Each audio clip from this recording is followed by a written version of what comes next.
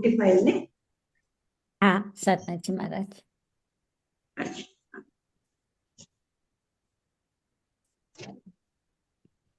વ્યવહાર ચારિત્રનું લક્ષણ છે આ. असुहादो विनिवृत्ति सुहे पवित्तीय जान चारितम वद समिति गुप्ति रूपम व्यवहार नयादु जिनभनियम. असुहादो विनिवृत्ति एक तो अशुभ होय, बीजो शुभ અને એક છે શુદ્ધ. એટલે શુભ અને અશુભ થી ઉપર જે શુદ્ધ હોય છે. એક વખત બુદ્ધને પૂછ્યું, એક માણસ જતો તો બુદ્ધ બેઠા હતા બળના ઝાડના નીચે અને ધ્યાનમાં બેઠા હતા. તો એ માણસ ઘણી વાર સુધી બુદ્ધને જોતો રહ્યો અને પછી પૂછ્યું કે તું કોણ છો? તું દેવતા છો સ્વર્ગનો? તો બુદ્ધે કીધું કે નહીં. તો પછી એને એમ થયું કે છે તો બહુ સુંદર દેવતા જેવા છે, મને નથી કહેતા. એટલે પછી કીધું કે તું વાનવેંતર છો, એટલે આ જંગલોમાં, પહાડોમાં, ગુફાઓમાં રહેવા વાળા દેવતા પૈકી છો? તો કે ના. પછી કે કોઈ સમ્રાટ છો, ચક્રવર્તી છો? તો કે ના. પછી કે તું મનુષ્ય છો? એને ગુસ્સો આવી ગયો. એ પૂછવા વાળાને ગુસ્સો આવી ગયો, તું મનુષ્ય છો કે કોણ છો? તો કે ના. પછી એને એમ થયું કે આ કઈક પાગલ લાગે છે. પછી કે પૂછ્યું કે કોણ છો? તો કે હું બુદ્ધ છું. એને કીધું હું બુદ્ધ છું. આનો અર્થ એ છે કે ખરાબ પણ નથી, સારું પણ નથી, પણ હું જાગૃત છું.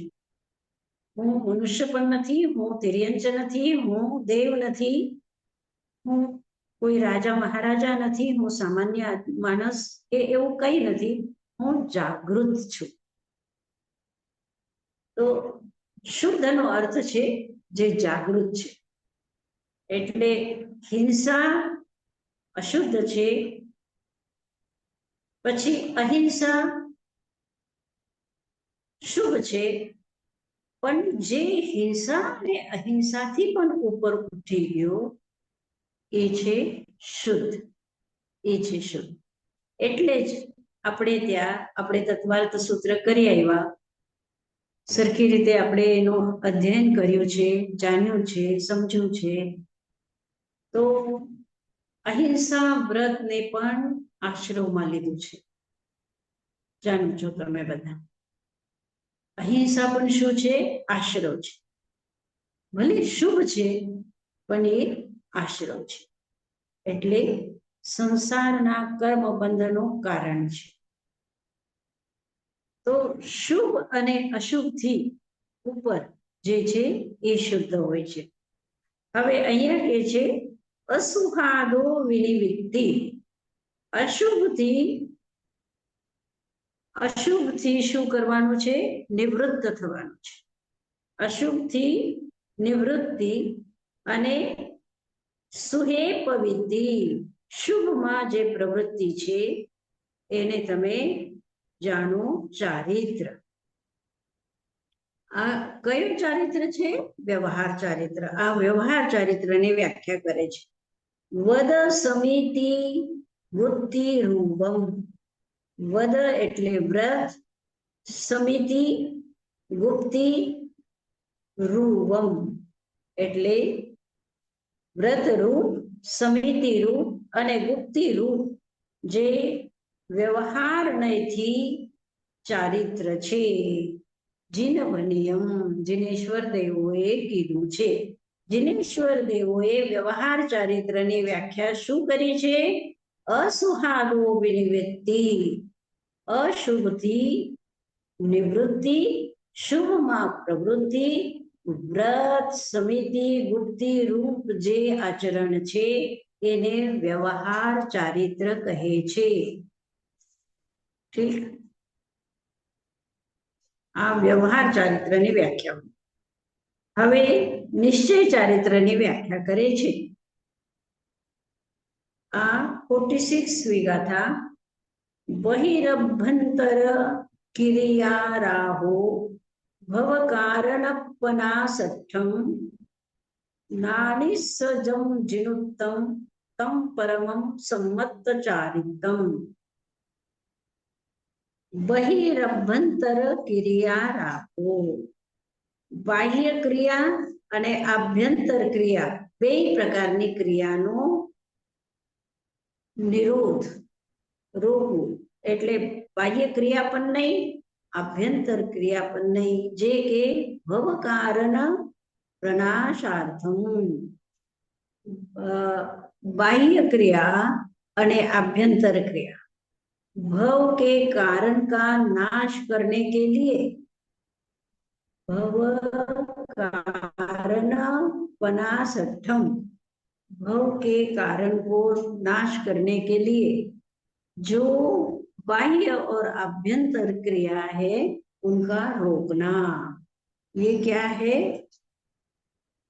सम्यक चारित्र है. ये सम्मचारितम. ત્યાં પહેલી ગાથામાં શું કીધું? વ્યવહાર ચારિત્ર કીધું. અહીંયા શું કહે છે? સમ્યક ચારિત્ર. સમ્યક ચારિત્ર એટલે શું? નિશ્ચય ચારિત્ર. જે જ્ઞાનીની એવી ક્રિયા કે જે ભવના કારણ રૂપ છે એ ક્રિયાઓને, બાહ્ય ક્રિયા પણ અને આભ્યંતર ક્રિયા પણ, બંને ક્રિયાઓનો જે નિરોધ છે એને નિશ્ચય ચારિત્ર કહે છે. परम सम्यक चारित्र निश्चय चारित्र कहो या परम सम्यक चारित्र कहो, दोनों एक ही है. वे सम्यक दर्शन ज्ञान पूर्वक होते हैं, इसलिए ज्ञानियों के ही होते हैं.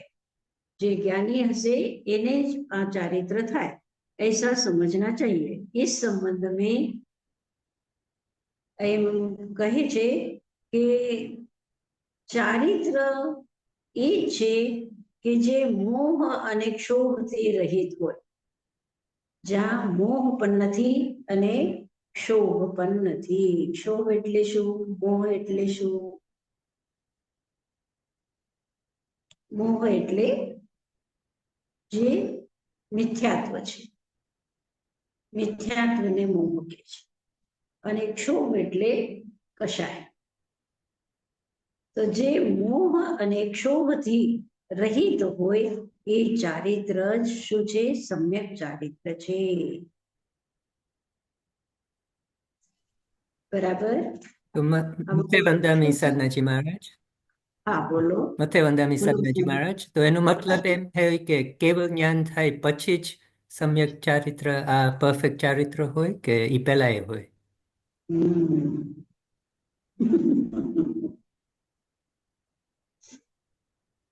પહેલા વ્યવહાર ચારિત્ર છે. પહેલા વ્યવહાર ચારિત્ર છે અને એ આગળ કહેશે, હજી આગળ કહેશે. ભલે નિશ્ચયવાદી જે છે, આ જે દ્રવ્ય સંગ્રહ છે નિશ્ચયવાદી દ્રવ્ય સંગ્રહ છે. આ બધું એટલે સંપૂર્ણ રીતે નિશ્ચયવાદ તરફ જ એ સંકેત કરતા હોય છે. છતાં પણ અંતે એને પણ કહેવું પડ્યું કે આ વ્યવહાર ચારિત્ર કારણ છે અને આ કારણથી નિશ્ચય ચારિત્ર તરફ જવાય છે એમ. એટલે લક્ષ્ય આપણો નિશ્ચય ચારિત્ર હોવો જોઈએ. આગળ જઈને એ પણ કહે છે. એટલે જ તો એને ઘડી ઘડી વ્યવહાર ચારિત્રની વ્યાખ્યા કરવી પડે છે. ઘડી ઘડી આ વ્યવહારનો તો વ્યાખ્યા કરે જ છે દરેક જગ્યા ઉપર. Thank you. જે નિશ્ચય ચારિત્ર છે બરોબર તમે કહો છો કે જે કેવલ જ્ઞાની છે એનો જ છે નિશ્ચય ચારિત્ર, તો એનો જ. હવે ધ્યાનાભ્યાસ કરવા માટે ધ્યાનનો અભ્યાસ કરવા માટે એટલે ધ્યાનની આપણે રોજ એની પ્રક્રિયા કરતા હોઈએ છીએ, તો એના માટે કહે છે કે ધ્યાન શું છે. ધ્રુવિહમ પી મોક્ષ હેવું જાને પાવ નદી જમ મુનિ નિયમા તમ્મા પયત ચિત્તા જુયમ ધ્યાનમ સમભસઃ. કહે છે કે દ્વિહમપી બંને પ્રકારના મોક્ષ હેવું મોક્ષનો હેતુ ધ્યાનેન પ્રાપ્નોતિ ધ્યાનથી પ્રાપ્ત થાય છે. પાઉનદી એટલે પ્રાપ્ત થાય છે. ધ્યાન એટલે ધ્યાન, પાઉનદી એટલે પ્રાપ્ત થાય છે. જમ મુનિ નિયમા જે મુનિ નિયમથી કરતા હોય છે. તસ્માત પ્રયત્ન ચિત્તા એટલે તમ્મા એટલે પયત ચિત્તા પ્રયત્ન પૂર્વક ચિત્તની દશા આપણે પ્રયત્ન પૂર્વક હોય. પયત ચિત્તા પયત એટલે પ્રયત્ન, પ્રયત્નશીલ થઈને પયત ચિત્તા એટલે પ્રયત્નશીલ થઈને યુયમ ધ્યાનમ સમભસઃ એટલે તમે જુયમ એટલે તમે ધ્યાનમ ધ્યાન સમભસઃ અભ્યાસ કરો. તમે ધ્યાનનો અભ્યાસ કરો એટલે રોજ તમે ધ્યાન કરો એમ કહે સાદાજી છે. મહારાજ, નિજ હા બોલો. મથેણ વંદામી, હા, આમાં એમ રસીલા બોલો. સમજણ થાય છે કે આપણને વ્યવહાર ને નિશ્ચય બે ચારિત્રનો ધ્યાનથી ધ્યાનથી આપણે બેમાંથી આગળ વધી શકીએ. તો કેમ આપણે નાનીથી જ ધ્યાન જ નથી કરાવતા? આપણે બધું આ લર્ન કરીએ છીએ, તો ધ્યાન ઉપર કેમ આટલો બધો ઓલો નથી એમ્ફેસિસ?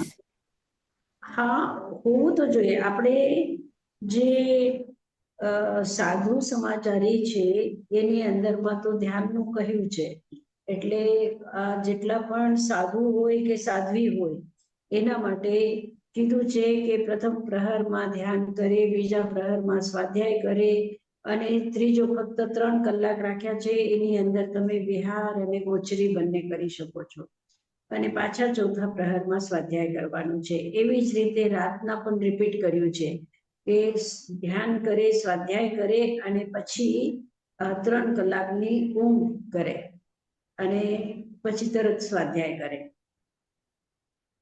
તો એવી રીતે ધ્યાન સ્વાધ્યાય આ લગાતાર છે. મને ખબર નહીં એ ધ્યાનની પદ્ધતિ આ બૌદ્ધ લોકોમાં વહી ગઈ અને જૈન લોકોની ઓછી થઈ ગઈ. અને બુદ્ધિસ્ટમાં તો આટલા બધા ઓલા રાખે એ લોકો ધ્યાન ઓબ્વિયસલી કોઈને શીખાડી ના શકો, પણ તમે ધ્યાનનું સમૂહી ધ્યાન કરો બધા ભેગા તો તમારામાં એ ડિસિપ્લિન આવી જાય અંદરથી. બુદ્ધિસ્ટમાં બહુ છે, પણ આપણા જૈનમાં તો આ જ ને ક્રિયામાં બધું વહી ગયું છે. એટલા માટે હું કે કેમ આટલું બધું છે આમાં લખેલું છે. પછી બીજા ઘણા એમ જ કે છે કે ધ્યાન ઇઝ વેરી ઇમ્પોર્ટન્ટ બીકોઝ આત્માને આપણા મનને કંટ્રોલ કરવા માટે તો આપણને ધ્યાનની જ જરૂર છે ને. એટલે જૈનિઝમમાં એ જરાક વધારે કરવી જોઈએ. પેલા ધ્યાન શીખાડવાનું પછી બધું પછી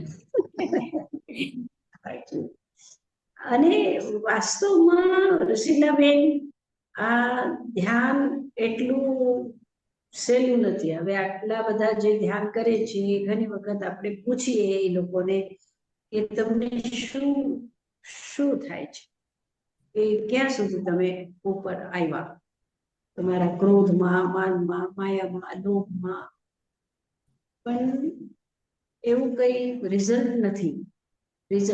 બસ શ્વાસ ઉપર ધ્યાન કરો, શ્વાસ ઉપર ધ્યાન કરો.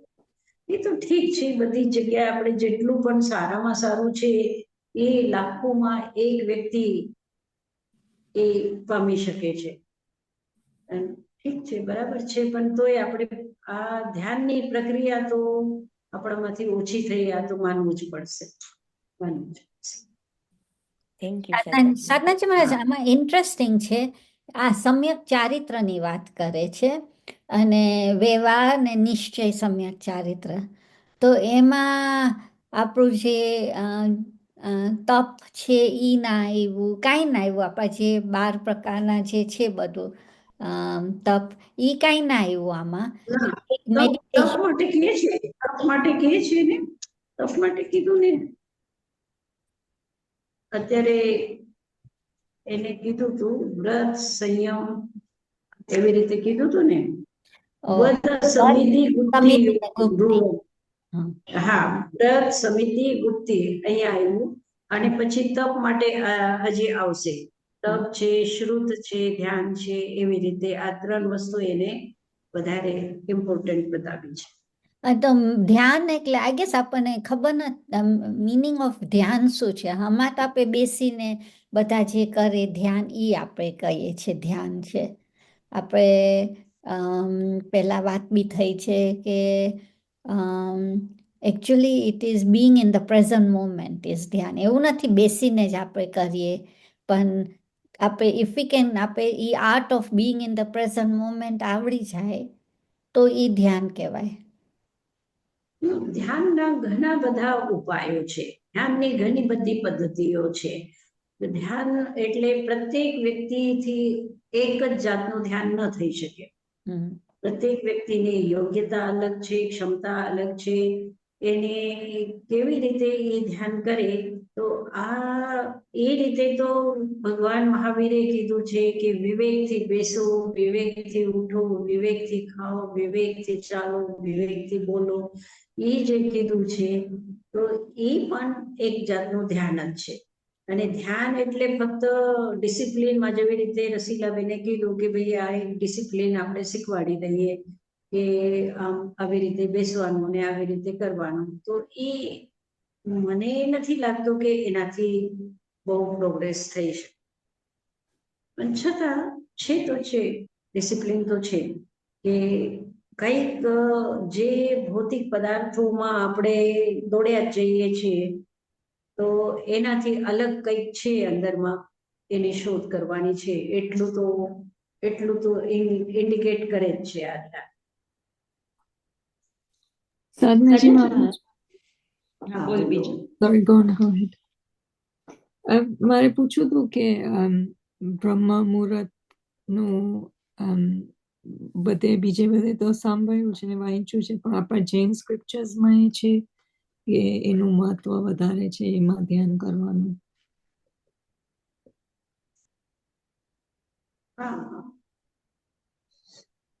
સવારે એક તો શું છે કે પ્રકૃતિની એક સામ્યાવસ્થા હોય છે સવારના પ્રહરમાં, અને એક સૂર્ય બહુ તાપવાળો નથી હોતો, પ્રકાશ પણ હોય છે. અંધારામાંથી આપણે નીકળ્યા હોઈએ અને પ્રકાશનો લાભ આપણને થાય, અને એ પ્રકાશ પણ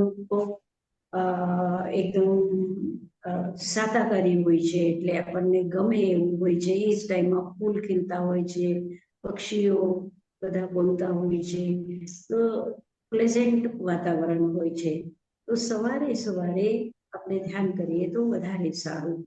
એવું છે તો પણ એવું ઉલ્લેખ આપણને શાસ્ત્રોની અંદરમાં નથી મળતું કે સવારનો પ્રહર એટલે બહુ સારું અને બપોરના સારું નથી અથવા રાતના સારું નથી, એવું નથી કહેતા. એ તો એ છે કે તમે જેટલું બની શકે એટલું તમે અંદરમાં જોવાનું છે. સવારનો પ્રહર સારું છે એ કહેવા માટે આપણે બારે જોઈએ છે ને, બહારની પ્રકૃતિને જોઈએ છે. બારે સૂરજ છે, બારે ફૂલ છે, બારે પક્ષીઓ છે, બારે આ બધું બહારનું છે. આ મોહક પ્રકૃતિ છે, અને એ મોહમુગ્ધ આપણે થઈ જઈએ છીએ એની અંદરમાં. તો એ કઈ એટલું બહુ સારું અધ્યાત્મ માટે નથી. આપણને તો અંદર જોવાનું છે, આત્માને જોવાનું છે. બરાબર, થેન્ક યુ. સનજ મહારાજ, આપણે જે ધર્મ ધ્યાનના જે 4 પ્રકાર દેખાયા છે એની ને અનુપ્રેક્ષામાં કેવી રીતના ફેર પડે છે? આજ્ઞા વિષય કે સંસ્થાન વિષય કરીએ તો ઈ અનુપ્રેક્ષામાં જાય કે ધર્મ ધ્યાનમાં કેવી રીતના આમાં ફેર થાય?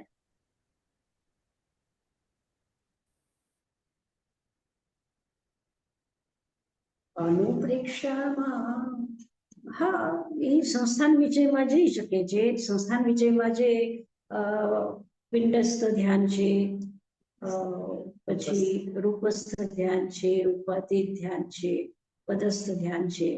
તો આવી રીતે આ સંસ્થાન વિષયમાં આવે છે 4 પ્રકારના. તો એની અંદરમાં થઈ શકે છે, થઈ શકે છે. એટલે ઈ 4ની પદ્ધતિ કેવી રીતના છે ધ્યાન કરવાની? આમ ઈ 4ની પદ્ધતિ કેવી રીતના છે ધ્યાન કરવાની? એ ધર્મ ધ્યાનની અંદરમાં જે 4 પ્રકારના જે ધર્મ ધ્યાન છે, તો એ 4 પ્રકારના ધર્મ ધ્યાન અલગ અલગ, એટલે જ મેં કીધું ને કે ધ્યાનની પદ્ધતિઓ અલગ અલગ છે. જેને જે પ્રકારે ગમે એ રીતે એ કરી શકે. તો આમાં જે પિંડસ્થ ધ્યાન છે, એ પિંડસ્થ ધ્યાનમાં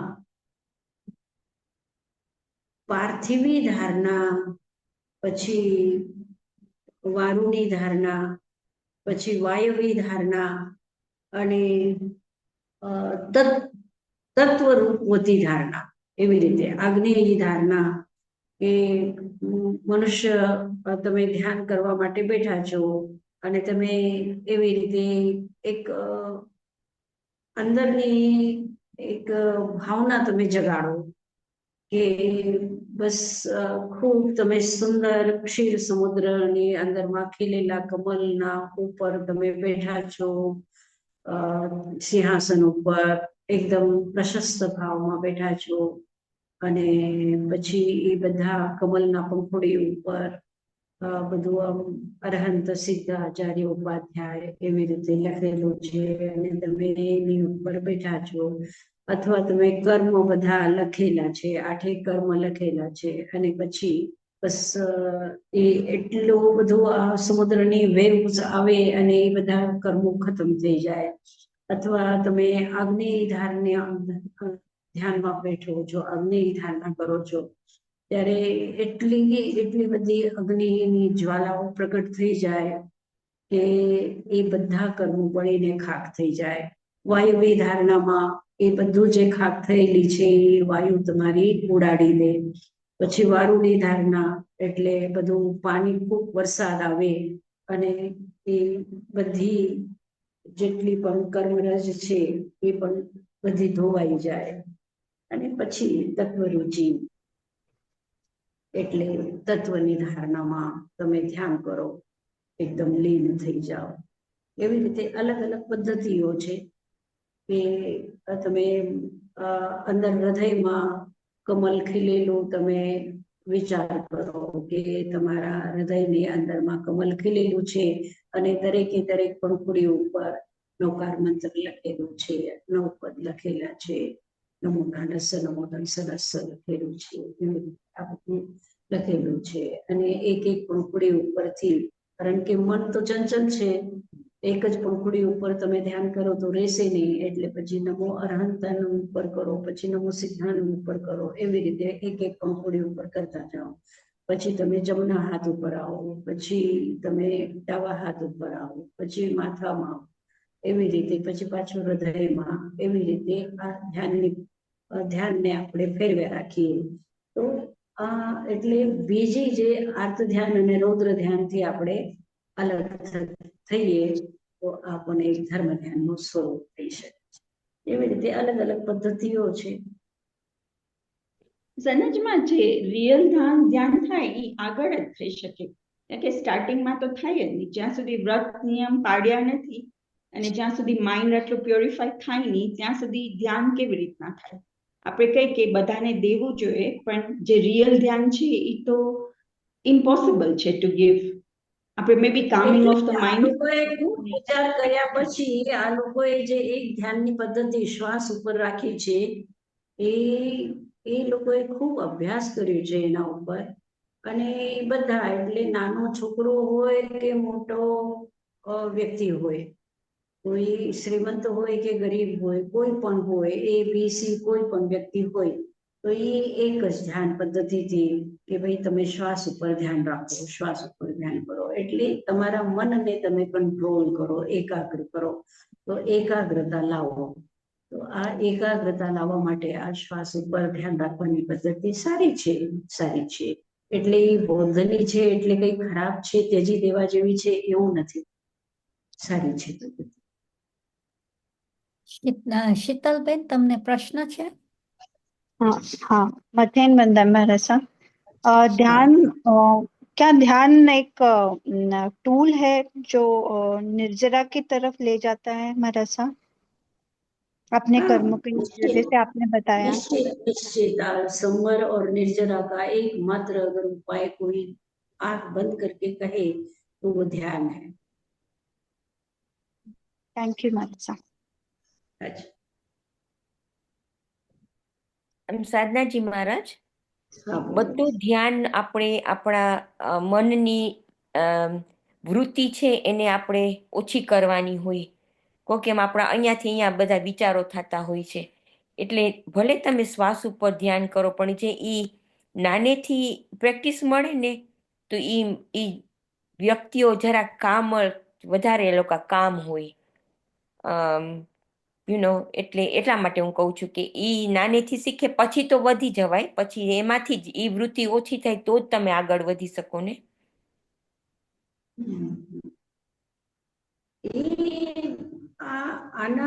આના માટે એક ખૂબ મોટો આંદોલન કરવું પડશે, જેવી રીતે આ બૌદ્ધ લોકોએ કર્યું છે. તો એ લોકો બસ શિબિર કરતા જાય. તો હવે આ 50 વર્ષમાં આટલું ફેલાઈ ગયું છે, 50 વર્ષ પહેલા આટલું નહોતું. તો એવી રીતે કોઈ વ્યક્તિ નીકળી આવે અને આવી રીતે કરે તો થાય. અને મને એવું લાગે છે કે અલગથી કરવાની શું જરૂર છે, જે એ લોકોની પદ્ધતિ છે એનાથી આપણે આગળ કંઈક વધી શકીએ, એવી કોઈ પદ્ધતિ આપણે સ્ટાર્ટ કરીએ તો થાય. આ તેરાપંથીમાં જે પ્રેક્ષાધ્યાન કે છે એ કેવી રીતના કરે? પ્રેક્ષાધ્યાન એટલે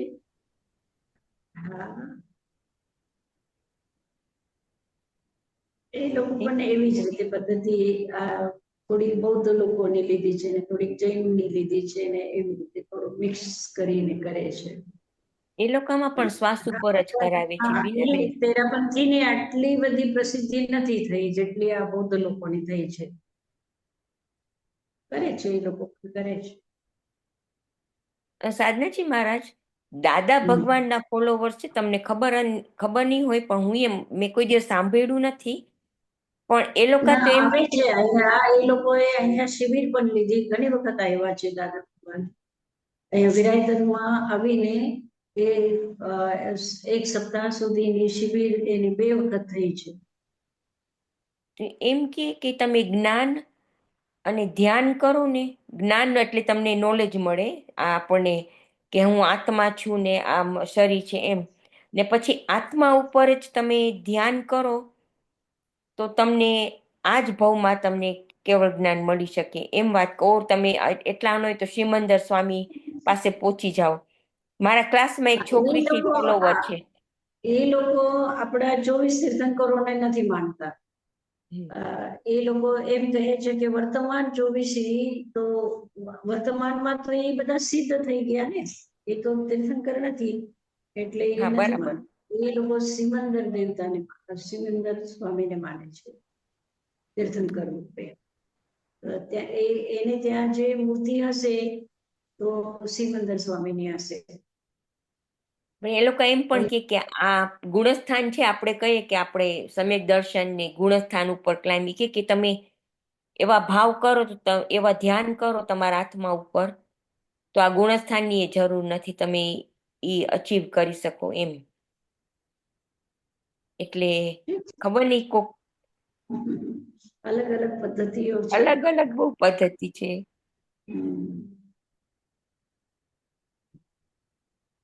ઠીક છે.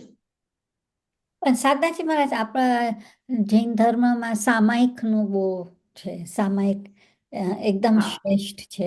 તો સામાયિક એ એવું જ છે ને, even that is like type of sitting in one place,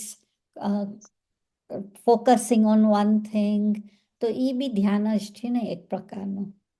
હા, એ એક પ્રકારનું ધ્યાન જ છે. હા, પણ આપણે ત્યાં છે ને એને બહુ વિકૃત રૂપ આવી ગયું છે. બસ મોમબત્તી બાંધી લીધી, આસન પાથરીને બેસી ગયા, 1 કલાક બસ ઘડીના ઉપર જુએ છે કે હા 1 મિનિટ થઈ, હવે 1 મિનિટ બાકી છે, સમય ગઈ, એવી રીતનું એક બહુ વિકૃત રૂપ થઈ ગયું છે સામાયિક. વાસ્તવમાં જે સામાયિક છે એ ભાગ્યે જ ક્વચિત જ ક્યાંક હોય. પણ છે તમે જે કહો છો કે સામાયિક જે છે એ આ એક રૂપ છે. હો જાતા હૈ ના તો આ સામાયિક નું રૂપ તો બરોબર છે કે આ સામાયિક જો સાધી લે તો આ એક પ્રકારનું ધ્યાન જ છે.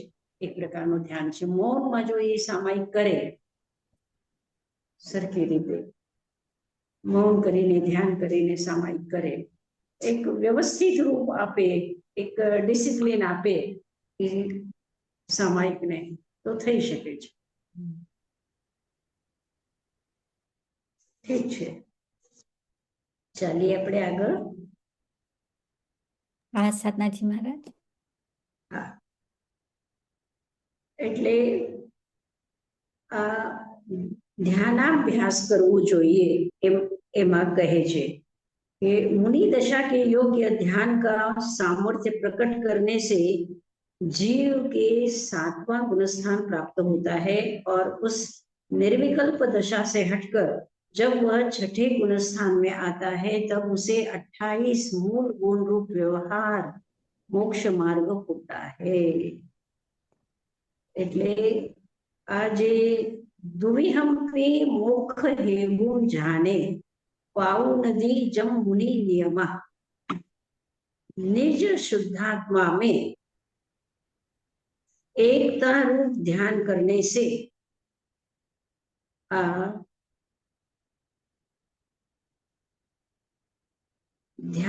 से निश्चय व्यवहार मोक्ष मार्ग प्रकट होता है.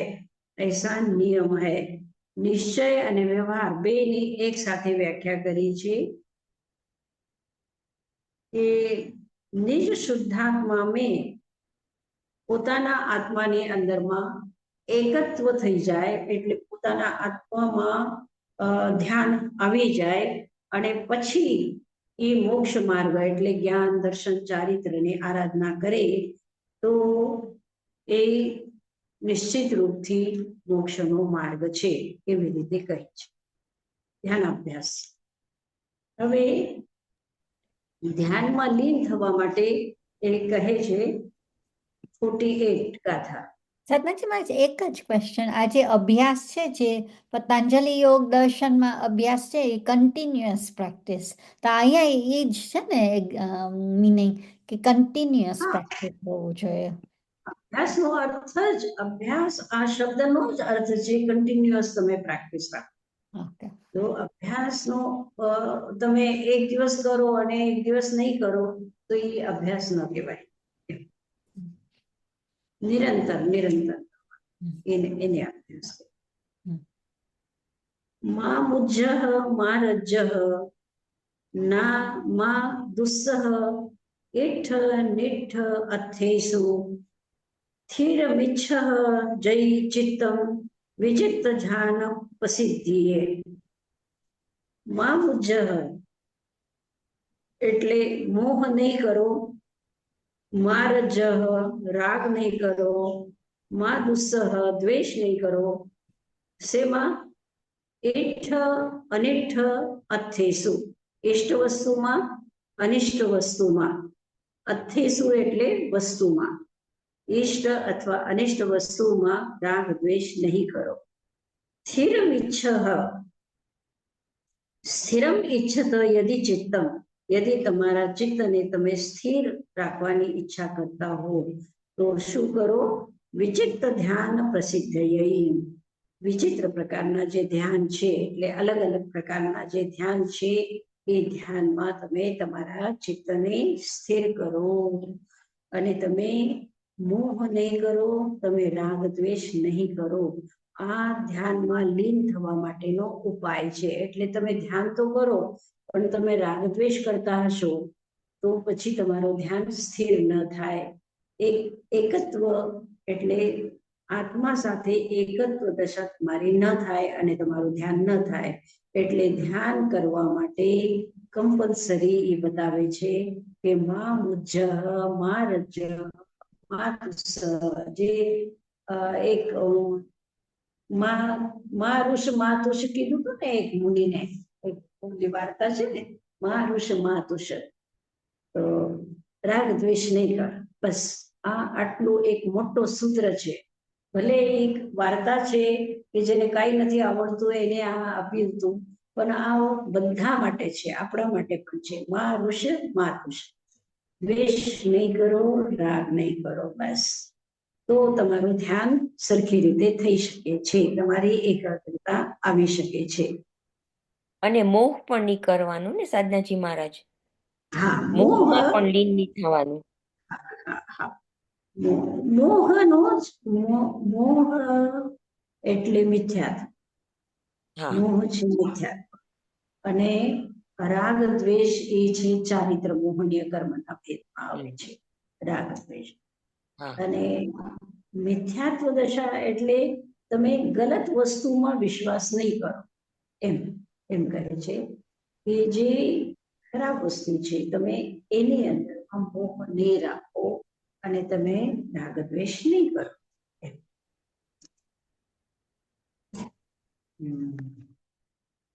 હવે ધ્યાન કરને યોગ્ય મંત્ર. હવે તમને ધ્યાન કરવું છે તો ધ્યાન કરવા માટે, ધ્યાનની એકાગ્રતા લાવવા માટે એ પદસ્થ ધ્યાન માટે કહે છે. પદસ્થ ધ્યાન છે આ. પણ 30 16 56 ચદુ દુગ મેઘમ ચ જવહ જાયેહ પરમેઠી વાચયાનામ અન્નમ ચ ગુરુવયસેન.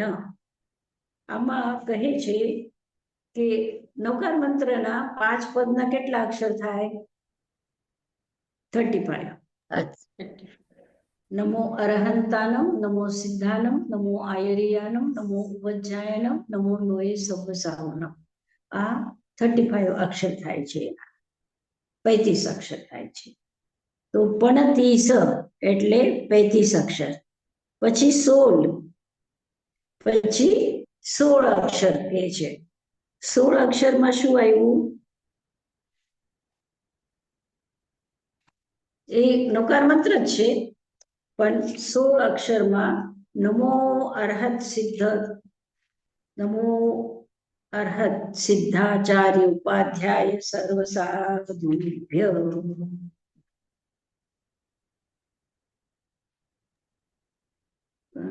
लिखा तो था, हाँ, અરિહંત સિદ્ધ આર્ય ઉવત્તા. અરહંત સિદ્ધ આયર્ય ઉવાધ્યાય સાહુનમ, એવી રીતે થાય છે. અથવા નમો અરહત સિદ્ધાચાર્યોપાધ્યાય સર્વ સાધુભ્ય, એવી રીતે આપણે કહીએ તો 16 અક્ષર થાય છે. તમે કરી લેજો. એ સૂત્ર વિમેન થી બોલાય, કારણ કે અહીંયા પ્રતિક્રમણમાં ના પાડે બોલવાની. એ સૂત્ર શું? એ સૂત્ર લેડીઝ થી બોલાય, કારણ કે અહીંયા પ્રતિક્રમણમાં ના પાડે બોલવાનું.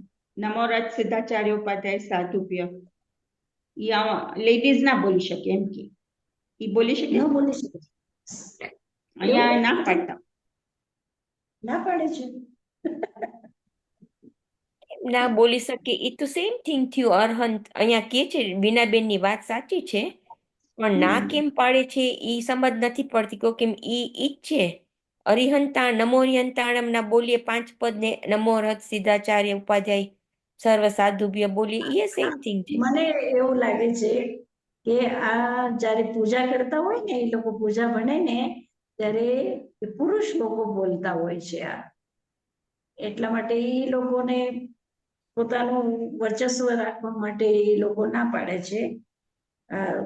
જે આચાર્ય હોય, મોટા હોય, જે પૂજા બનાવતા હોય એ લોકો પણ બોલતા હોય છે. કઈ વાંધો નહીં, ન બોલવા દે તો કઈ વાંધો નહીં, તમે આ બોલી શકો કે અરહંત સિદ્ધ આયર્ય વજાય સાહુનમ, એવી રીતે તમે બોલી શકો તો 16 અક્ષર થાય છે.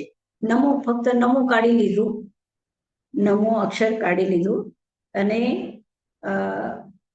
અરહંત 4 અક્ષર થયા, સિદ્ધ મળીને 6 અક્ષર થઈ ગયા, આયર્ય ફરીથી 4 છે અને ઉવજાય પણ 4 છે, પછી સાહુનમ 3 છે. તો આ બધા મળીને 16 અક્ષર થાય છે. અરહંત સિદ્ધ આયર્ય વજાય સાહુનમ.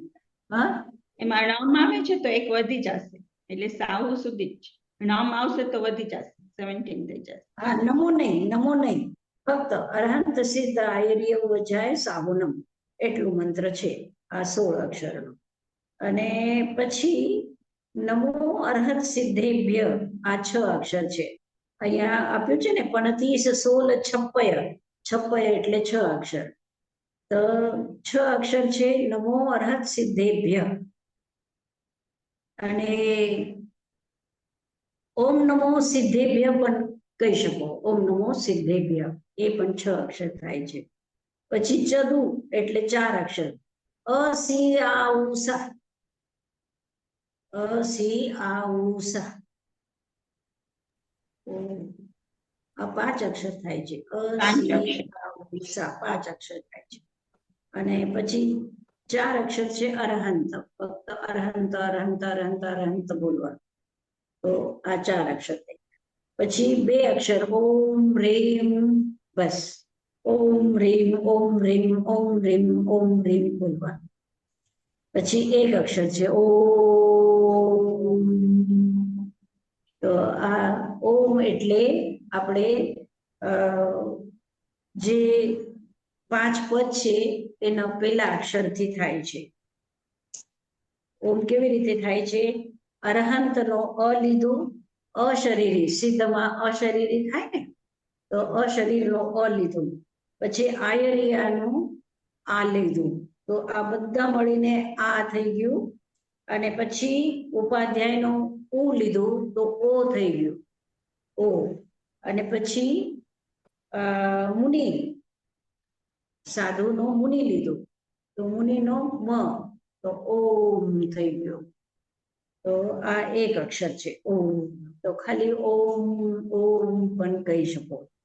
તો એવી રીતે આ પાંચ આમ બોલવાનું, આવું આવું મ એમ બોલવાનું હોય કે ઓમ જ બોલવાનું હોય? ઓમ ઓમ બોલવાનું, ઓમ. એ નાભીમાંથી બોલવાનું? નાભીમાંથી બોલવાનું? નાભી? હા હા હા હા. પણ એ બોલવાની આપણે પ્રયત્ન કરીએ છીએ તો નાભીમાંથી નથી નીકળતું, ગળામાંથી જ નીકળે છે.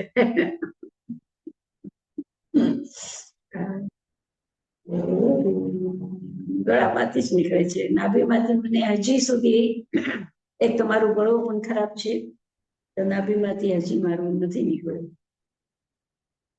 તો આપણે એમ પણ કહી શકીએ કે નમો અરહત સિદ્ધેભ્ય આ એક બહુ સારું છે, એટલું નાનકડું પણ છે ને એટલું સારું છે.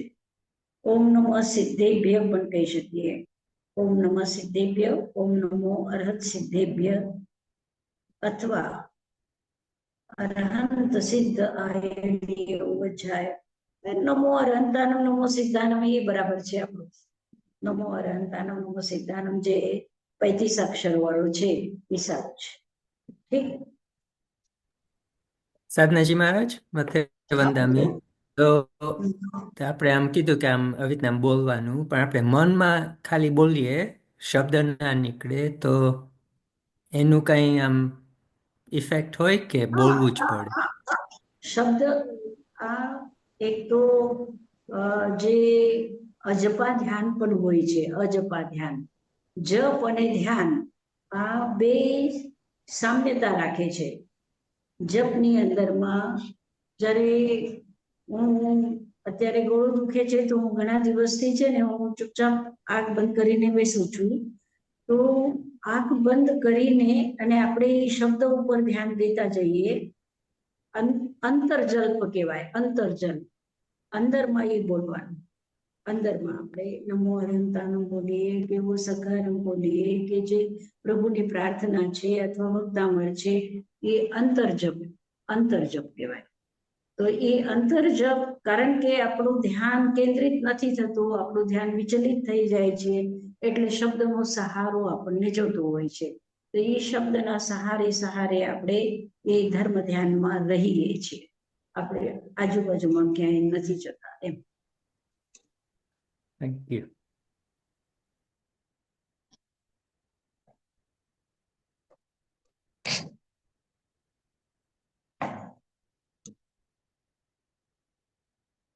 કરીએ એક ગાથાજી. સાધનાજી મહારાજ. હા, નઠ ચરુ ઘાય કમ્મો દંસન સુહનાન વીર્યમયો સુહદેહથો અપ્પા શુદ્ધો અરિહો વિચિંતિજો. આ અરિહંત પરમેષ્ઠીનો લક્ષણ કહે છે. હવે પાંચે પદના લક્ષણ અલગ અલગ બતાવશે. એમાં આજે આપણે અત્યારે અહીંયા સુધી કરીએ, અરિહંતનું લક્ષણ કરી લઈએ કે અરિહંતનું લક્ષણ શું છે, અરિહંત કોને કહેવાય?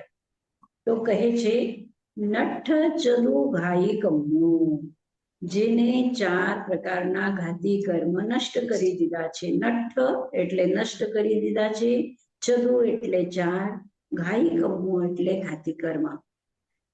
પછી શું થયું? ઘાતી કર્મ નષ્ટ થયા પછી દંસન સુહ નાન વીર્યમયો, અને પછી અનંત દર્શન, અનંત સુખ, અનંત જ્ઞાન અને અનંત વીર્ય યુક્ત થઈ ગયા છે.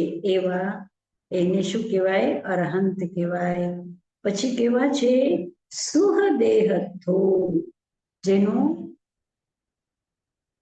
ઔદારિક શરીર તો છે, પણ અરિહંતના શરીરને શું કહેવાય? પરમ ઔદારિક કહેવાય, પરમ ઔદારિક. એટલે કીધું છે સુહદેહથો, જેનો દેહ શુભ છે. આપણું જે શરીર છે, આપણું શરીર શુભ નથી, અશુભ છે, બધી ગંદકીથી ભરેલું.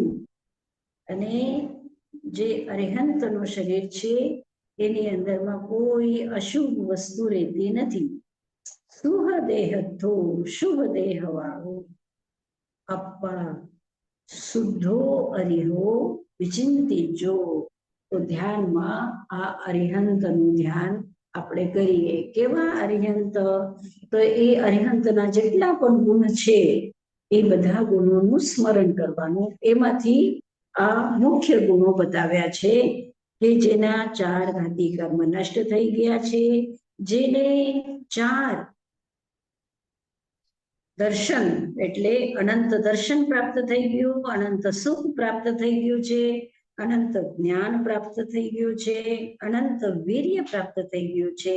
એવા જે આત્મા છે એને આપણે અરહંત કહીએ છીએ, જેનું શરીર પણ શુદ્ધ છે, પરમ ઔદારિક શરીર જેને પ્રાપ્ત છે. એવી જે અરહંત આત્મા છે એનું ચિંતન કરવું, આ અરહંતનું ધ્યાન કહેવાય. પદસ્થ ધ્યાનમાં આ અરહંતનું ધ્યાન કહેવાય. આજે આટલું જ રાખીએ છીએ. મારું ગળું પણ હવે કામ નથી કરતું, તો આટલું જ રાખીએ. હવે આપણે પ્રશ્ન પૂછી લઈએ. અનાજ એક ક્વેશ્ચન છે. આપણે હા. અનંત જ્ઞાન દર્શન ને અનંત સુખ બી સમજાય, પણ અનંત વીર્ય એટલે શું?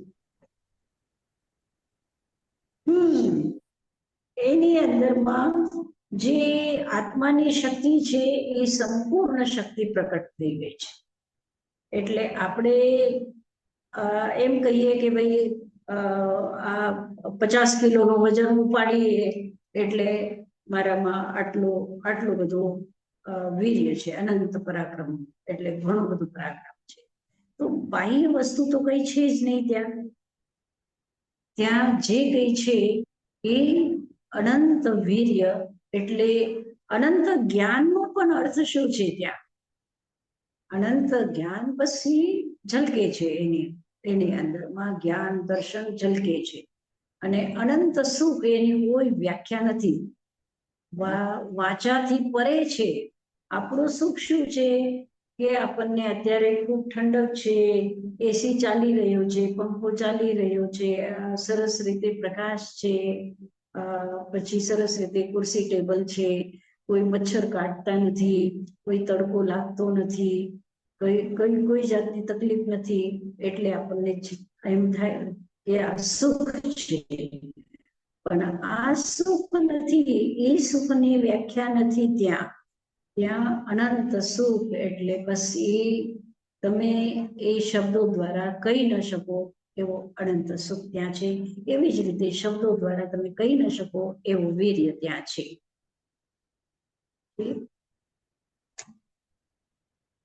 Thank you.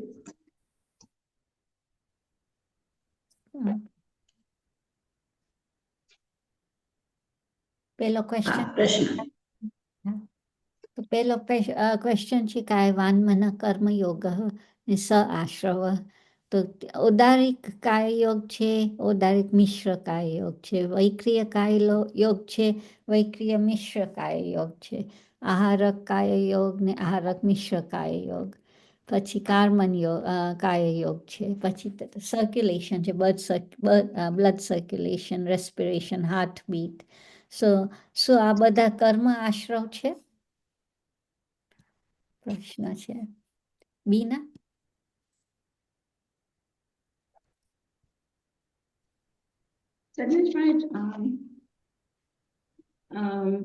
વિચાર એવો છે કે આ બધું કર્મનો આશ્રવ નિમિત્ત થઈ શકે, પણ આપણે કેવી રીતના યુઝ કરીએ છીએ, કારણ કે આ બધું તો ઇમ્પ્લિમેન્ટ્સ છે, સ્પીચ, મન અને કાયા. તો જે પ્રમાણે આત્મા એને યુઝ કરે એ પ્રમાણે કર્મનો આશ્રવ થઈ શકે, અધરવાઇઝ ના થઈ શકે.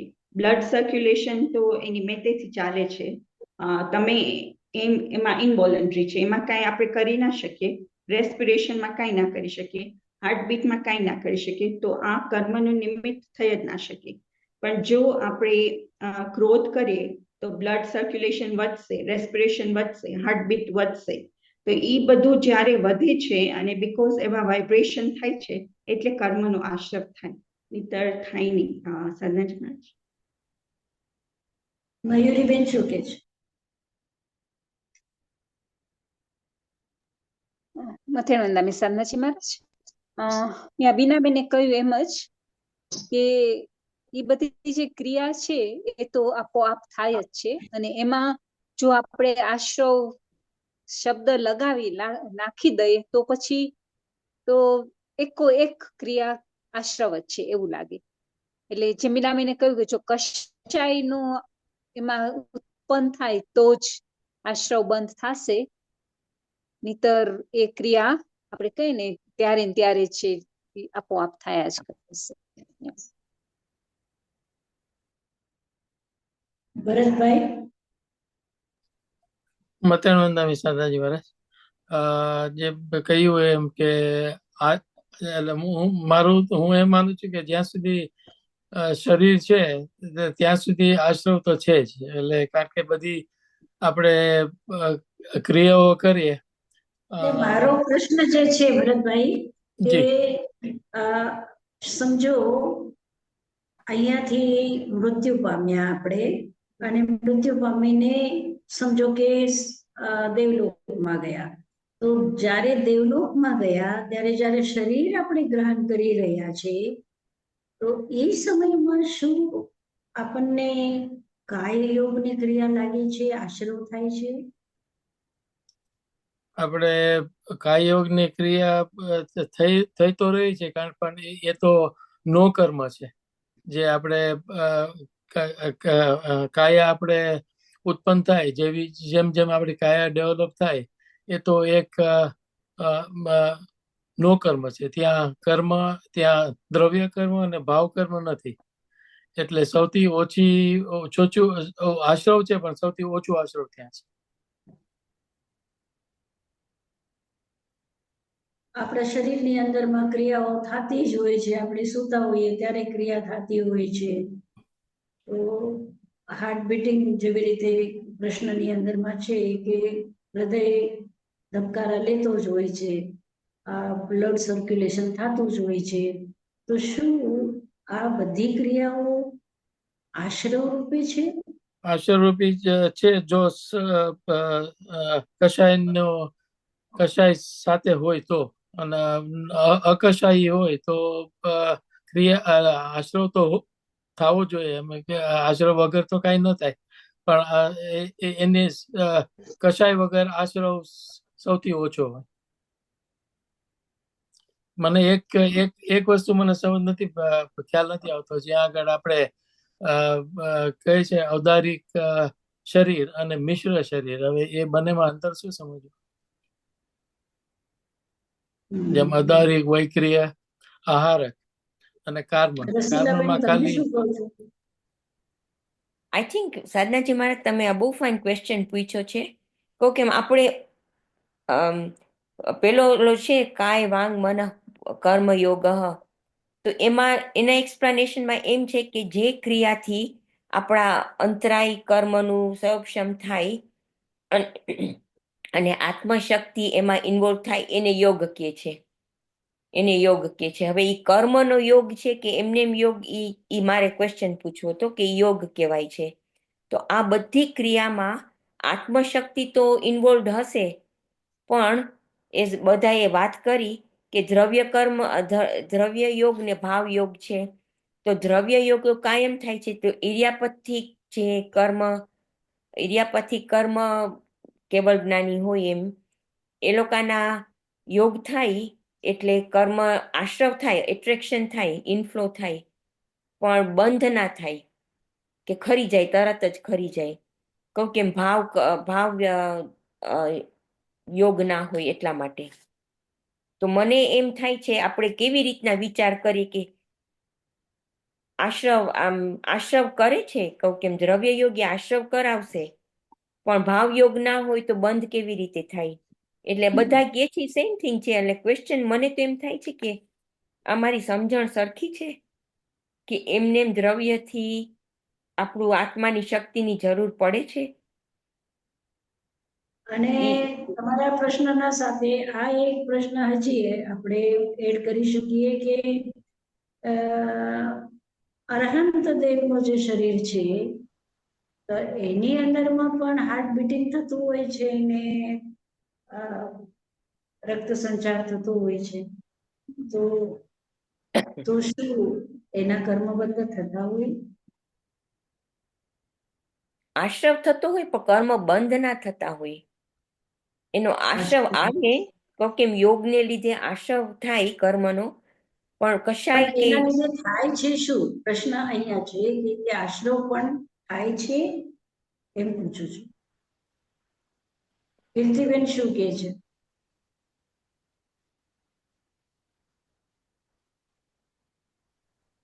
મથેન વંદામી સાધનાજી મહારાજ, મેં એમ વિચાર કર્યો હતો કે આશ્રવ થાય, પણ જે ઈ આપણા આમાં એમ છે ને કે ઔદારિક કાય યોગ, એટલે યોગ આપણે બારેથી દ્રવ્ય, આપણે બે યોગ હોય તો દ્રવ્ય યોગ ને ભાવ યોગ.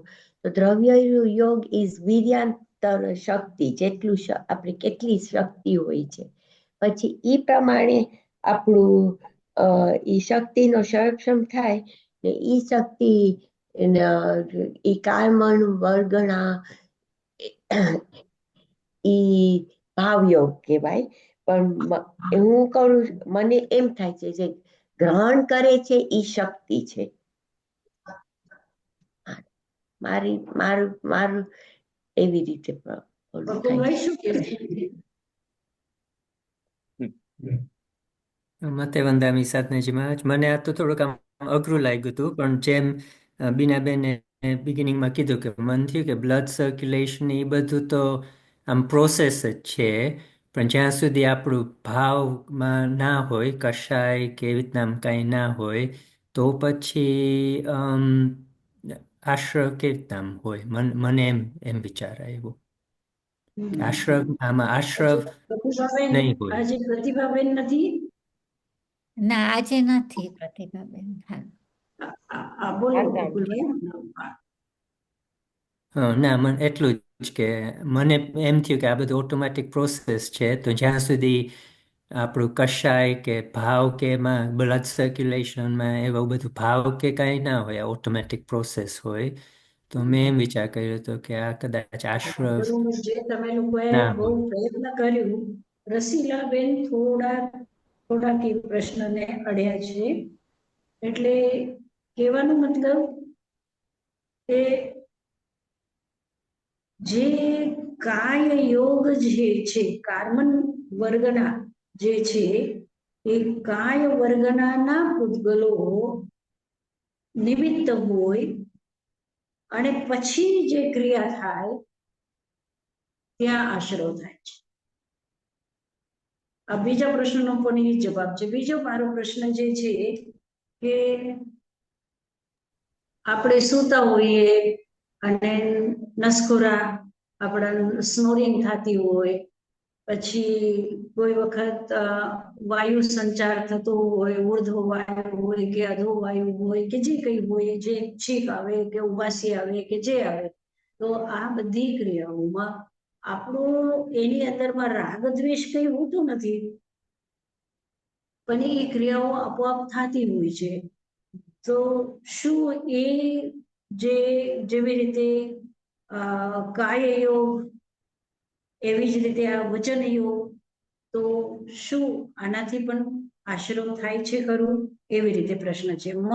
મનનો હજી હું વિચારી ન શકી, પણ કાય યોગ અને વચન યોગ માટે આ ચિંતન મને થતું હતું કે શું આ પણ આશ્રમનું કારણ છે? તો મને એનો જવાબ જેવી રીતે રસીલાબેન થોડું કીધું છે, તો જે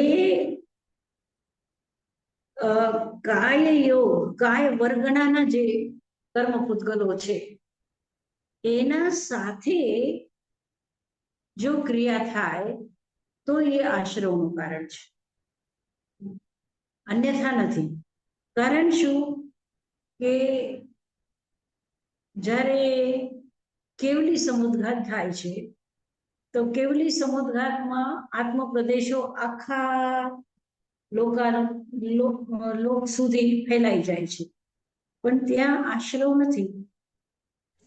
ત્યાં આશ્રવ નથી, કારણ કે ત્યાં કાય યોગ,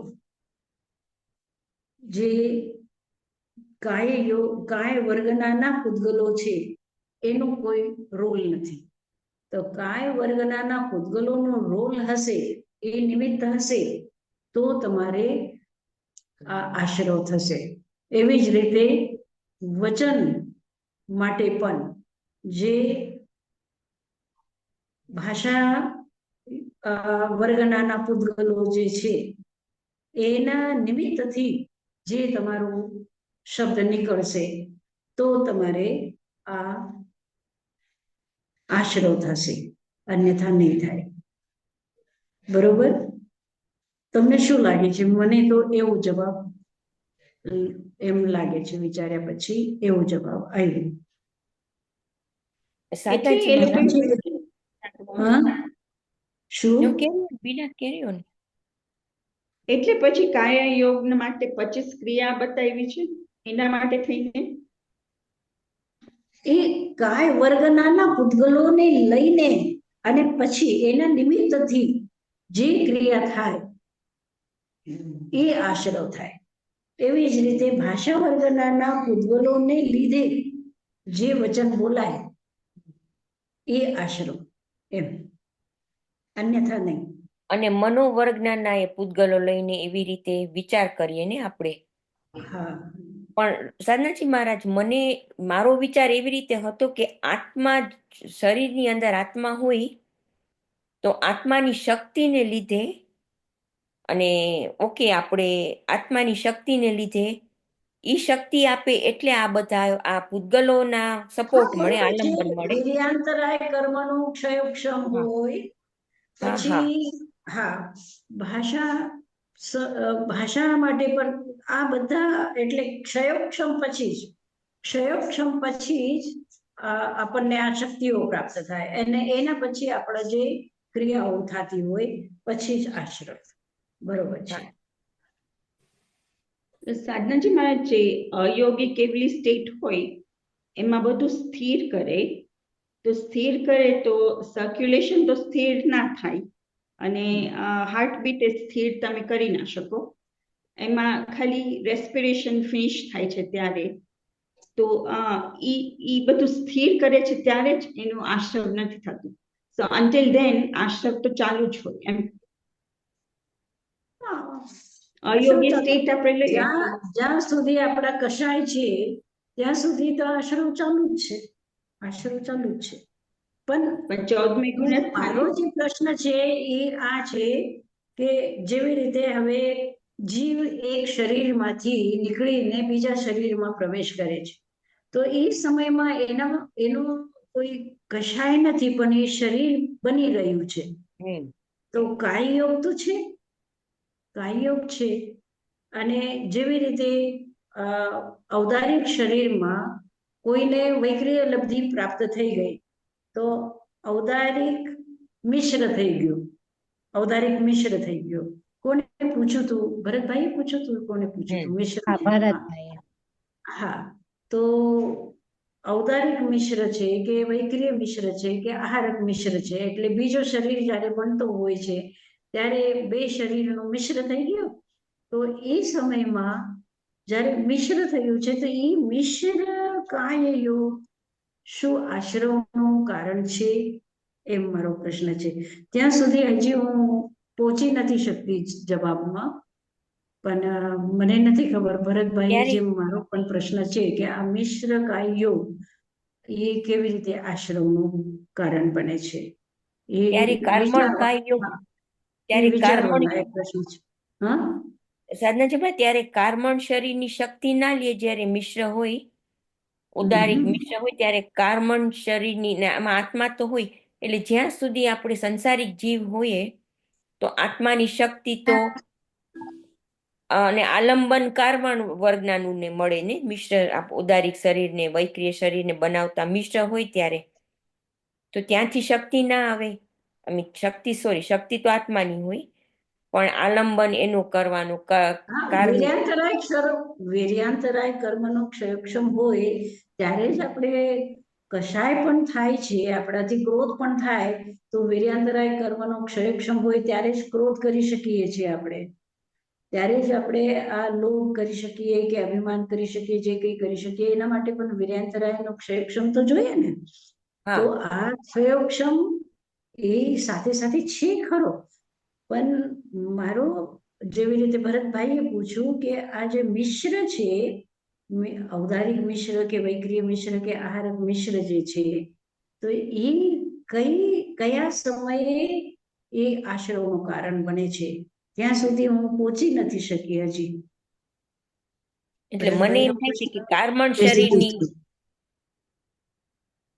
ઔદારિક મિશ્ર હોય તો કર્મણ શરીરની આલંબનથી, સપોર્ટથી ઈ થતું હશે, એમ હું વિચાર કરું છું. વિચારવાનું છે, આપણે બધે વિચારીએ. ઠીક છે. સાધનાજી મહારાજ, એ ઓલું આપણે કીધું હાર્ટ બીટ થાય છે, તો ઈ તો વચન ના, હાર્ટબીટ જ્યારે થતું હોય ત્યારે કંઈક અવાજ તો આવતો હશે ને, ભલે આપણે નથી સાંભળી શકતા પણ એ ડોક્ટર લોકો તો સાંભળે છે ને. હા, પણ એ આપણું સ્પીચ સાથે નથી. એ તેમને અવાજ જ આવે છે. એમાં કઈ સ્પીચનું કઈ નથી એમાં. હા, પણ અવાજ તો થાય છે ને, અવાજ તો થાય છે ને. હા. એટલે મારો પ્રશ્ન હતો કે એ જે અવાજો થતા હોય છે એ આપણા શરીરમાંથી ઘણી પ્રકારના અવાજ થતા હોય છે, તો એ બધા અવાજ શું છે એ આપણને એનાથી આશરો થાય છે, એમ મારો પ્રશ્ન હતો. હા, તો એટલે મને થયું કે એ બધી પ્રક્રિયામાં આશ્રવ નહીં થતું હોય, કારણ કે એ આપણું જે આપણું સ્પીચ જે ઘણી વખતે ડકાર ન આવતી હોય, આમ એકદમ આમ ફૂલ થઈ ગયું હોય પેટ, સમજો બહુ ગેસ થઈ ગઈ હોય અને પછી જયારે ડકાર આવે તો આપણે હાશ કહીએ છીએ, ત્યારે એમ લાગે ને કે આ સારું થયું, ગેસ નીકળી ગઈ, સારું થયું, એમ થાય છે કે નહીં? થાય છે. તો એ તો આશ્રમનું કારણ છે. એટલે જ્યાં સુધી આત્મા શરીરમાં હોય, એટલે આપણા સાધનાજીમાં આમાં કન્ફ્યુઝન આશ્રમ ને બંધનો છે, મને એમ લાગે છે. બધી ક્રિયાથી આશ્રવ થતું હશે, પણ બંધ જ્યારે આપણા ઓલા મેં કીધું ને કે ભાવ યોગ હોય ત્યારે જ બંધ થાય. કે આ ચેપ્ટરમાં જ આ કરીએ છીએ, પછી નેક્સ્ટ મેં બંધ પૂછ્યું જ નથી. મને ખબર છે તમે બંધ નથી પૂછ્યું. હા, કે આશ્રવ થાય છે કે નહીં. એટલે હું કઉ છું જ્યાં સુધી આત્મા શરીરમાં હોય ત્યાં સુધી આશ્રવ થશે જ. અને સાધનાજી મહારાજ, રસલાબેન નો પ્રશ્ન છે કે આશ્રવ ને બંધ, જ્યાં આશ્રવ છે ત્યાં બંધ છે. ના, હું એમ નથી કેતી, હું કઉ છું આશ્રમ ને બંધમાં કન્ફ્યુઝન છે. હા, તો હું એમ ઓટોમેટિકલી અઝ્યુમ કરીએ. નહીં, જ્યાં આશ્રવ છે ત્યાં રીટાબેન, એક સાંપ્રદાયિક ક્રિયા છે અને એક ઇરિયાપથિક ક્રિયા છે. તો ઇરિયાપથિકમાં બંધ નથી, ત્યાં આશ્રવ તો છે. એક ક્ષણ વાસ્તે બંધ નથી, એક ક્ષણ બંધ જ નથી, ત્યાં બંધ નથી. એક ક્ષણ માટે આપણે સમજવા માટે આપણે એક વ્યવહાર ભાષા છે, ત્યાં બંધ નથી. કષાય સ્પંદનનો કારણ છે. હા, બોલો બોલો. સોરી, મથાનંદામી સાધનાજી મહારાજ, એમ કહેવાય છે કે બંધ એટલે જ્યાં આગળ એક સમયનો આશ્રવ, એક સમયનો બંધ હોય એને બંધ ન કહેવાય, એ એક સમયથી વધુ હોય એને જ બંધ કહેવાય. એટલે જ્યાં આશ્રવ છે એટલે બરોબર. જે આપણું છે મિથ્યાત્વ, અવિરતિ, પ્રમાદ, કષાય ને યોગ. કષાય વહી ગયું એને એટલું યોગ છે, તો એ બંધનું કારણ છે. યોગ એકલું બંધ કારણ. ઠીક છે, માની લઈએ. ના, હું તો તમને આમ જ કહું છું સાધનાજી મહારાજ. પણ એ બંધ ન કહેવાય, એટલે એક સમયનો બંધ છે. એ બંધ કેવા માટે બંધ છે, એ બંધ નથી વાસ્તવમાં. અચ્છા, પ્રશ્ન છે કે આ દ્રવ્ય સંગ્રહ તો પૂરો થાય છે, આપણે આવતી ક્લાસમાં પૂરો થઈ જશે, તો તમને બધાને શું લાગે છે? મને કઈ સમજાતું નથી કે શું આપણે આગળમાં શું કરવાનું. તમે બધા વિચાર કરીને મને કહેજો કે આપણે આગળ શું કરી શકીએ. ભગવતી સૂત્ર. ભગવતી સૂત્ર, બાપ રે, ભગવતી સૂત્ર એટલે મહાગ્રંથ છે. ભગવતી સૂત્ર મહાગ્રંથ છે. ઠીક છે, આપણે કોશિશ કરીએ જેટલું થાય. ઠીક છે. મંગલ પાઠ. નમો અરહંતાણું, નમો સિદ્ધાણું, નમો આયર્યાણું, નમો વજ્જાયાણું, નમો લોહે સવ સાહુનમ. એસો પંચનમોકારો સવ પાવપનાશનો મંગલાનંચ સવ્વેસિમ પરમં હવૈ મંગલમ. ગુરુદેવ કી આજ્ઞા. ચત્તારી Mangalam અર્હંતા Mangalam Siddha Mangalam Sahu Mangalam કેવલી પન્નતો ધમો Mangalam.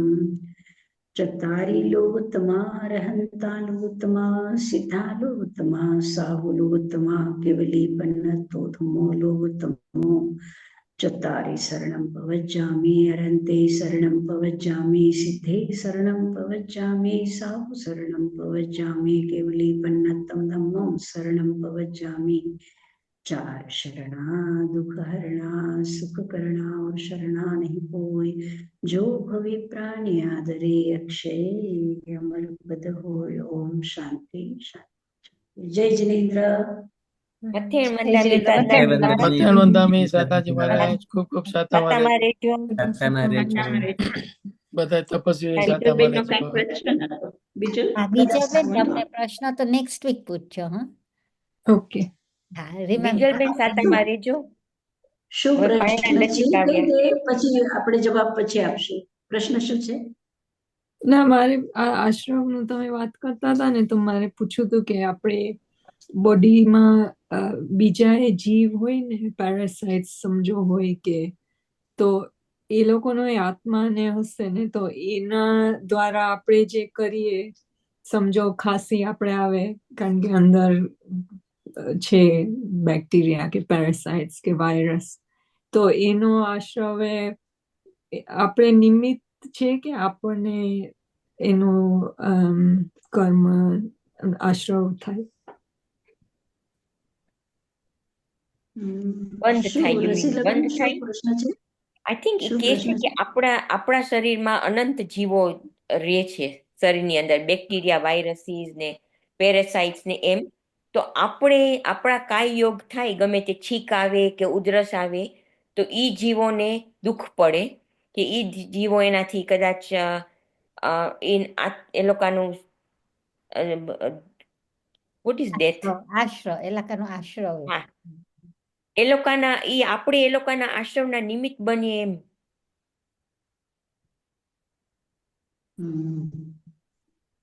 Do you mean એ લોકો આપણને ઇલનેસ, બીજલબેન કે એ લોકો આપણને ઇલનેસ કરાવે છે, તો ડુ યુ મીન ધેટ કે એ લોકો એટલે ગુજરી? એ લોકો આપણને ઇલનેસ કરાવે છે કારણ કે પ્રોબેબલી આપણું કંઈક હશે કર્મ એ લોકો સાથે પેલાનું, પણ એનો આશ્રવ આવે એટલે આપણે કર્મ ચોટે ને એ લોકોને કર્મ ચોટે ને, એવું જ હશે ને, કારણ કે આપણે કોન્સિક્વન્સ કરીએ છીએ, વી હેવ એક્શન. તો આપણે સમજો છીક ખાધી તો હવાના જીવને હિંસા પહોંચી ને, એ લોકો અંદરના બેક્ટેરિયાને કદાચ હિંસા પહોંચી હશે. એ વાત કરે છે ઈ તમે આપણે વાત ના કરી દ્રવ્ય યોગ ને ભાવ યોગ. હિંસા તો આપણે ભાવ યોગ થી થાય ને સાધનાજી મહારાજ. એમ એનીવે મેં મારો વિચાર આવ્યો એ વાત બોલે છે ને, એટલે કહું કે અમે છોકરાઓને એવી રીતે ભણાવીએ કે અનઇન્ટેન્શનલી, બીકોઝ અવેરનેસ તમારામાં ગમે તેટલી હોય બીજલબેન, પણ તમે કેવી રીતના સ્ટોપ કરો? ઉધરસ આવે કે સ્નીઝ આવે તો એ તો નેચરલ છે ને. પણ બહુ ડીપ ક્વેશ્ચન છે સાધનાજી મહારાજ. આપણે આવતા ક્લાસમાં એના ઉપર વિચાર કરશું. ઠીક છે, બાય. મથેણ મથેણ